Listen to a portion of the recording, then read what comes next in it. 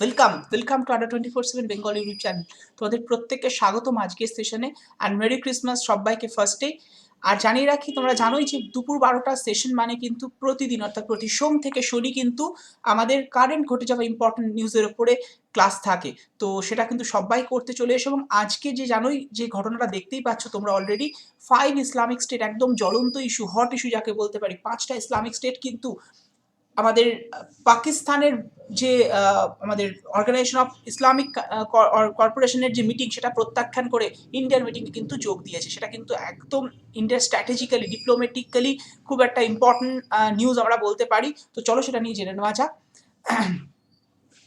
So আমরা শুরু করার আগে ফার্স্টেই বলে রাখি, মোটিভেশনাল কোট যেটা থাকে, inspiration does exist but it must find your working. Pablo পিকাসোর বিখ্যাত উক্তি, সবাই মনে রেখে, এগুলো কিন্তু আমাদের প্রতিদিনভাবে ভীষণভাবে মোটিভেট করে থাকে। আর সবাইকে জানিয়ে রাখি, আড্ডা 24/7 কিন্তু চলে এসছে তোমাদের ক্রিসমাস গিফট, যেটা ইজ এ ডাবল ভ্যালিডিটি। তোমরা অনেকেই এর জন্য ওয়েট করে থাকো, ডাবল ভ্যালিডিটি কবে আসবে। ডাবল ভ্যালিডিটি কিন্তু কাম ব্যাক করে গিয়েছে। এবং ডাবল ভ্যালিডিটির ক্ষেত্রে বলে রাখি যে তোমরা আড্ডা 24/7 আজকে যে প্রোডাক্টটি নেও না কেন, সেটা স্পেশালি মহাপ্যাক এবং টেস্ট সিরিজ, তার উপরে কিন্তু পেয়ে যাচ্ছ flat 12% of with double validity. এবং ডাবল ভ্যালিডিটি কি 1 ইয়ার সাবস্ক্রিপশনের থ্রুতে তুমি কিন্তু পেয়ে যাচ্ছ 2 ইয়ার ক্লাস করার সুযোগ। তার জন্য কি করতে হবে, জাস্ট কোড Y327 ইউজ করো, তাহলে কিন্তু optimum discount, that is a 12% discount কিন্তু তুমি এর থ্রু দিয়ে পেয়ে যাবে। ওকে, তাই don't miss this chance, just grab it. আর সবাইকে জানিয়ে রাখি আজকের ইভেন্ট যেটা হচ্ছে central Asian dialogue begin on 19th of December, Afghanistan and connectivity on the agenda. দেখো, আমাদের সেন্ট্রাল এশিয়ান ডায়ালগ যেটা হয়েছে সেইটাই হচ্ছে ইন্ডিয়ার তরফে হয়েছে। এবং ইন্ডিয়াতে এই ডায়ালগেই আমরা দেখতে পাচ্ছি সেন্ট্রাল এশিয়ার 5টা কান্ট্রি যারা আমাদের also organization of Islamic cooperation বা OIC এর মেম্বার, তারাও কিন্তু এই ডায়ালগে এসে যোগ দিয়েছে আমাদের OIC এর যে মিটিং যেটা পাকিস্তানে হয়েছিল সেটাকে প্রত্যাখ্যান করে। So that is a strategical বা ডিপ্লোম্যাটিক ভিক্টরি অফ ইন্ডিয়া, এটা আমরা বলতেই পারি। ওকে, তো 5টা আমাদের দেখো, এই যে 5টা সেন্ট্রাল এশিয়ান কান্ট্রি বলছি, সেটা কারা কারা রয়েছে, এর মধ্যে রয়েছে Kazakhstan, Kyrgyzstan Republic, Tajikistan, Turkmenistan and Uzbekistan. এই 5টা কিন্তু সেন্ট্রাল এশিয়ান কান্ট্রি। এবং এই সেন্ট্রাল এশিয়ান কান্ট্রির মূলত আমরা যে এই 5টা কান্ট্রি কিন্তু আমাদের OIC অর্থাৎ অর্গানাইজেশন অফ ইসলামিক কর্পোরেশনের মেম্বার। আমরা জানি অর্গানাইজেশন অফ ইসলামিক কর্পোরেশনের টোটাল মেম্বার হচ্ছে 75।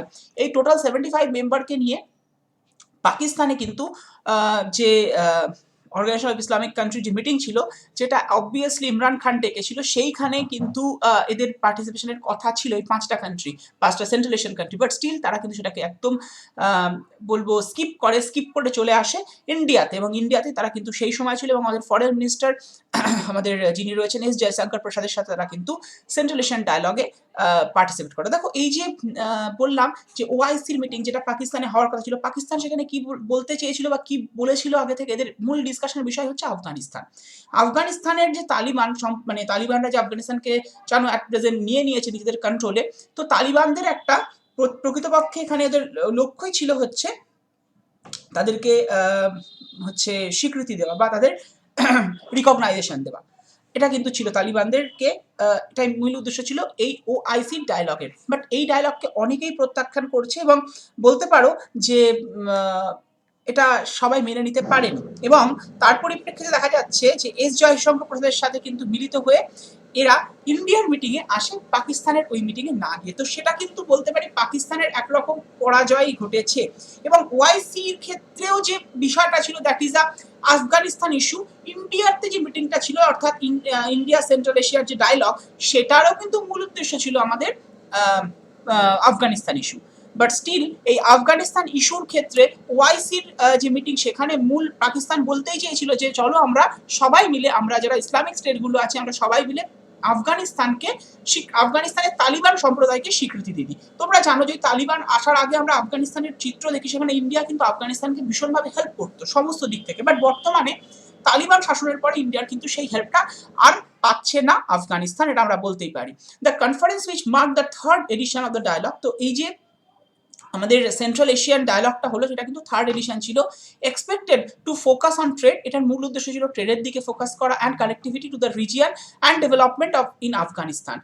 On particular interest will be plans to intensify discussion on the Chabahar port আমরা রুট বিটুইন ইন্ডিয়া আর সেন্ট্রাল এশিয়া। তো বেসিক্যালি যে চাবাহার পোর্ট, এটা নিয়ে বেশ কয়েকদিন আগে, মানে কয়েকটা মাস আগে বলতে পারি, ভীষণ একটা রব উঠেছিল চাবাহার পোর্টকে নিয়ে। এবং চাবাহার পোর্ট রোড যেটা ইন্ডিয়া আর সেন্ট্রাল এশিয়ার মধ্যে রয়েছে, সেটা কিন্তু এখানে মেন একটা ভূমিকা পালন করছে, which has not been actualised yet. আমরা বলতে পারি যে চাবাহার পোর্টটা কিন্তু কোনো সেভাবে হয়নি, তো সেইটাকে ঠিকঠাক করা, এই পোর্টের থ্রু দিয়ে বাণিজ্যকে, অর্থাৎ বেসিক্যালি ইন্ডিয়া সেন্ট্রাল এশিয়ান বাণিজ্যিক সম্পর্ক বা ট্রেড রিলেশনকে কিন্তু ভালো করাই এর মূল উদ্দেশ্য ছিল, এটুকু আমরা বলতেই পারি।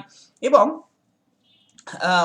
এই যে ওআইসি, এই ওআইসির ক্ষেত্রে ইন্ডিয়া কিন্তু চেয়েছিল ওআইসির মেম্বারশিপ হতে। আমরা যদি অর্গানাইজেশন অফ ইসলামিক কান্ট্রির কথা বলি, ইসলামিক কর্পোরেশনের কথা বলি, তার সেখানকার কিন্তু এই 75 যে এখন মেম্বার রয়েছে তার মধ্যে ইন্ডিয়া হতে চেয়েছিল, বাট প্রত্যেকটা বার কিন্তু পাকিস্তান ইন্ডিয়াকে রুখে দিয়েছে, ইন্ডিয়াকে এর মেম্বার হতে দেয়নি। এবং জানো এবছর যেটা হয় সেইটা কিন্তু পাকিস্তানই নিজে করে এবং পাকিস্তানের মধ্যে এটা হয়। এবং এক্ষেত্রে মেন উদ্দেশ্য যদিও আফগানিস্তান ছিল, বাট স্টিল পাকিস্তান সবসময় ইন্ডিয়ার বাধা হয়ে দাঁড়িয়েছে। এবং এবছরও আমরা দেখতে পেয়েছি এই ডায়লগ, যেটা মিটিংটা হয়েছে অর্গানাইজেশন অফ ইসলামিক কর্পোরেশনের, সেই মিটিংয়েও ইন্ডিয়ার যে ইস্যু, অর্থাৎ 370 আর্টিকেলের যে অ্যাবলিশন ইন্ডিয়া করেছে, তোমরা জানো, যেটা আমরা কাশ্মীর ইস্যু বলতে পারি, সেই কাশ্মীর ইস্যুটা কিন্তু আবার তুলে ধরে ইমরান খান। এই মিটিংয়ে ইমরান খান এসে এই ইস্যুটাকে তুলে ধরে, যেটা এর কিন্তু মূল উদ্দেশ্য ছিল আফগানিস্তান ইস্যুটাকে। এবং যখন দেখলো যে সবাই আফগানিস্তানের এই তালিবান শাসনকে মেনে নিচ্ছে না, সমস্ত ইসলামিক কান্ট্রিগুলো, বা বলতে পারো তালিবান শাসনকে স্বীকৃতি দিচ্ছে না, তখন পাকিস্তান কি বলে, চলো তাহলে আফগানিস্তানকে আমরা হেল্প করতে চলে আসি, কারণ ইন্ডিয়ার তো আর হেল্প সেভাবে পাচ্ছে না, তাহলে চলো আমরা ওই জায়গাটাকে গ্যাপ করি। মানে ইন্ডিয়াকে প্রত্যেকটা ক্ষেত্রে এরা কিন্তু বাধা দেবার চেষ্টা করে, এটা আমরা দেখে এসেছি এবং স্টিল এখনো চলছে।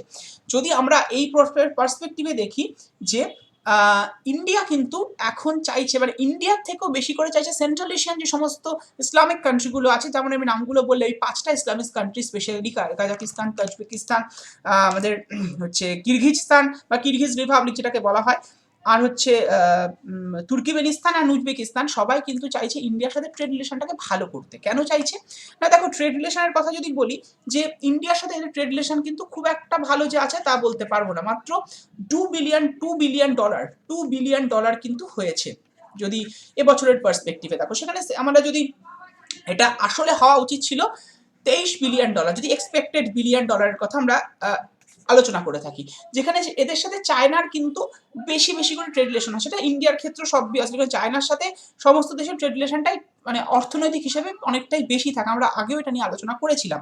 তো এই পার্সপেক্টিভে যদি দেখো, বর্তমানে ইন্ডিয়া মানে এদের সাথে ইন্ডিয়া কেন, মানে এরা কেন চাইছে ইন্ডিয়ার সাথে জুড়তে বা ইন্ডিয়ার একটা পার্ট হতে, বিকজ অফ এরা কিন্তু ইন্ডিয়া থেকে অনেকটা হেল্প পাচ্ছে। কোথায় হেল্প, দেখো বিশাল কিছু হেল্প পাচ্ছে না এই সমস্ত কান্ট্রিগুলো ইন্ডিয়া থেকে।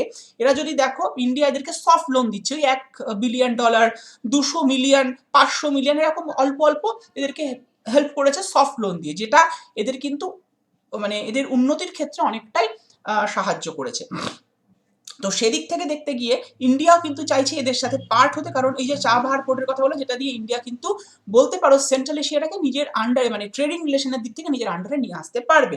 এবং আমরা এই জন্যই দেখেছি 2022-এর, মানে যদি রিপাবলিক ডেতে জানেন যে বিদেশি সমস্ত গেস্টরা আসেন, তো এবছর কিন্তু যারা গেস্ট আসতে চলেছেন সবটাই আমাদের এই যে বললাম চিফ গেস্ট কোথা থেকে ইনভাইটেড হচ্ছেন না, এই 5টা লিডাররা আসছেন এই আমাদের সেন্ট্রাল এশিয়ার যে 5টা কান্ট্রি থেকে ভিজিট করতে আসছে এই 5টা লিডার রিপাবলিক ডে সেলিব্রেশনে। তো এটা একটা স্ট্র্যাটেজিক্যাল ব্যাপার, যে উভয় দেশের মধ্যে সম্পর্কের কোথাও ভালো হলে তখনই কিন্তু এটা হয়। যেমন কয়েকটা বছর আগে তোমরা জানো যে যখন ফ্রান্সের সাথে ইন্ডিয়ার খুব একটা ভালো সম্পর্ক হলো, সেই সময় কিন্তু ফ্রান্স থেকে চিফ গেস্ট এসছিলেন, তাই তো? ঠিক সেরকম এদের সাথেও সম্পর্ক, ট্রেড রিলেশন যখন অনেক ভালো হতে চলেছে, তখনই কিন্তু ইন্ডিয়াতে রিপাবলিক ডেতে চিফ গেস্ট হিসেবে ওই কান্ট্রি থেকে কিন্তু আসছেন।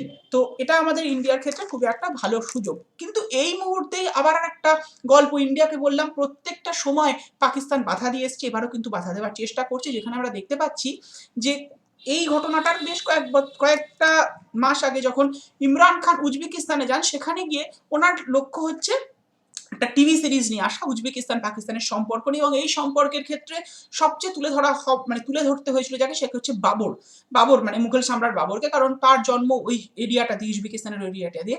তো সেখানে ইন্ডিয়ার কথাও কিন্তু, ইন্ডিয়াকে একটুখানি হিউমিলেট করা হবে এরকম কিন্তু তিনি প্ল্যান দিয়েছিলেন, যেটা মানে ইন্ডিয়ার জন্য, ইন্ডিয়ার যদি আমরা ইন্টারন্যাশনাল রিলেশনের কথা বলি সেটা কিন্তু অনেকটাই ডিমিনিশ করতে পারে, এটুকু আমরা বলতে পারি। তো ইন্ডিয়ার কাছে যদি দেখা যায় যে এখানে একটা ছোট্ট ট্রাম্প কার্ড আমি বলতে পারি একটা রয়েছে, সেই ট্রাম্প কার্ডটা কি না, দেখো এই ট্রাম্প কার্ডটা হচ্ছে আমাদের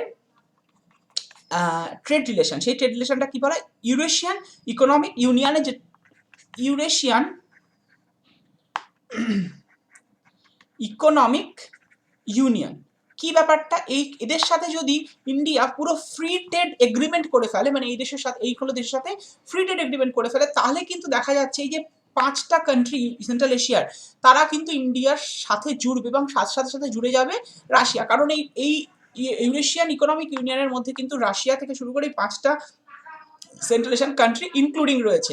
এরা যদি ইন্ডিয়ার সাথে জুড়ে যায়, সো ইন্ডিয়ার মানে ট্রেড রিলেশনটা কিন্তু অনেকটা হাইক করবে। এবং সেক্ষেত্রে পাকিস্তান অলরেডি এখন তোমরা জানোই যে বর্তমানে FATF, ওই যে যেটা আমাদের টেরর ফিনান্সিং এর জন্য ব্ল্যাক লিস্টে চলে গিয়েছে, অনেকবার ওদেরকে গ্রে লিস্টে পাঠানো হয়েছিল। FATF হচ্ছে এমনই একটা সংস্থা যেখানে যারা স্থির করে যে টেরর ফিনান্সিং কোন কোন দেশ করছে, যদি তারা কোনো দেশ করে থাকে তাদেরকে কিন্তু ভীষণভাবে প্রথমে তাদেরকে ওয়ার্নিং দেয়, that is the grey list, এবং তারপরে পুরোপুরি তাদেরকে ব্যান করে দেবে। FATF যদি তাদেরকে ব্ল্যাক লিস্টে কোনো কান্ট্রিকে পাঠিয়ে দেয়, তাহলে সেই কান্ট্রিগুলো কিন্তু কোনো রকম কোনো লোন পাবে না, মানে সে সমস্ত ফরেন হেল্প যেগুলো পায় সেই ফরেন হেল্প পাবে না কোনো রকম। আমাদের ধরো এশিয়ান ডেভেলপমেন্ট ব্যাংক বলো বা ওয়ার্ল্ড ব্যাংক বলো, সেখান থেকে কোনো রকমের লোন বা এভরিথিং যেগুলো পেয়ে থাকে হেল্প, সেগুলো কিন্তু কিচ্ছু পাবে না। সো আরও অনেক মানে দেশে বলতে পারে অ্যাকচুয়ালি কোণঠাসা করে দেওয়ার হয় কিন্তু সেই সমস্ত কান্ট্রিগুলোকে যারা টেরর ফিনান্সিং করে। তো দেখতে পাচ্ছ যে পাকিস্তান কিন্তু টেরর ফিনান্সিং একদম নাম্বার 1 গ্রেড 1-এ রয়েছে, এটা বলাই যেতে পারে। তো সেটার দিক থেকেও পাকিস্তান কিন্তু এখন অনেকটা কোণঠাসা। তো এখন নিজেদের মধ্যে চেয়েছিল যে ওই ইসলামিক ইস্যুটাকে নিয়ে একসাথে হয়ে যদি কিছু করা যায় ইন্ডিয়ার বিরুদ্ধে এবং ওয়ার্ল্ডের সামনে কিছুটা মুখ রক্ষা করা যায়, বাট স্টিল এটা কিন্তু হচ্ছে না, কারণ যারা ইসলামিক ইউনিয়নের সদস্য তারাই কিন্তু উল্টে বেরিয়ে আসছে এবং ইন্ডিয়ার সাথে একটা সম্পর্ক বাঁধতে চাইছে। তো এটা কিন্তু একটা খুব ভালো দিক ইন্ডিয়ার পার্সপেক্টিভে, ইন্ডিয়ার স্ট্র্যাটেজিক্যাল রিলায়েন্স মানে স্ট্র্যাটেজির ক্ষেত্রে, ইন্ডিয়ার ডিপ্লোমেসির ক্ষেত্রে। তো ডিপ্লোমেটিক রিলেশন যে অবশ্যই ভালো হতে চলেছে ইন্ডিয়ার, এটা বোঝা যাচ্ছে।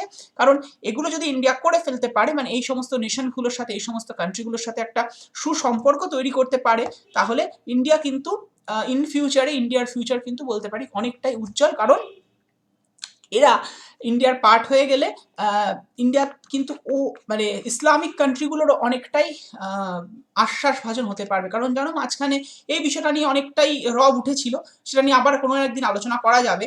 সো আশা করি তোমাদের এই বিষয়টা বোঝার ছিল এবং এগুলো কিন্তু আসতে পারে, ছোট ছোট করে কোয়েশ্চেন তোমাদের এক্সামে দেয়। দেখো আমি তোমাদের শেখছি যেগুলোই করাই, যেগুলো এক্সাম ওরিয়েন্টেড। অনেক নিউজ তো প্রতিদিন বেরোচ্ছে নিউজ পেপারে, সবগুলো আমি করাই না কারণ সেগুলো এক্সামে আসে না। প্রতিদিন বেসিসে যেগুলো টু মাচ মানে একদম গ্রেড 1-এ থাকে বা টপ লিস্টে থাকে, সেগুলোই কিন্তু তোমাদেরকে আমি করিয়ে থাকি। তো সবাইভাবে কিন্তু চলে আসবে এরপর থেকে প্রতিদিন ঠিক দুপুর 12টা মানেই আমাদের এই সেশনটা থাকবে। ডোন্ট মিস দিস সেশন, এবং সবাই কিন্তু এই সেশনটাকে সবার সাথে শেয়ার করে দিও। তো এটাই বলার। এবং তোমরা জানো যে তোমাদের কি মতামত এই সংক্রান্ত বিষয়ে, মানে ইসলামিক রিলেশনের বিষয়ে পাকিস্তানের সাথে আমাদের ইন্ডিয়ার, এবং বলতে পারো যে অল ওভার ওয়ার্ল্ডের ইসলামের সাথে ইন্ডিয়ার কি সম্পর্ক হতে চলেছে ইসলামিক অর্গানাইজেশনগুলোর সাথে, সেটা কিন্তু তোমাদের কি মতামত। এবং এই যে বললাম 5টা সেন্ট্রাল এশিয়ান স্টেট ইন্ডিয়ার সাথে একটা টাই আপ করতে চাইছে, তো সেটা কতটা ইন্ডিয়ার জন্য ফ্রুটফুল হবে সেটাও কিন্তু তোমাদের তরফ থেকেই জানতে চাইছি। তোমাদের কি মতামত, আমি তো আমাদের বিষয়টাকে তোমাদের সামনে তুলে ধরলাম। এবার তোমাদের যথোপযুক্ত মতামতটা তোমরা কমেন্ট বক্সে কমেন্ট করে জানাও, তোমরা কি চাও, তোমাদের কি মনে হচ্ছে এই পার্সপেক্টিভে।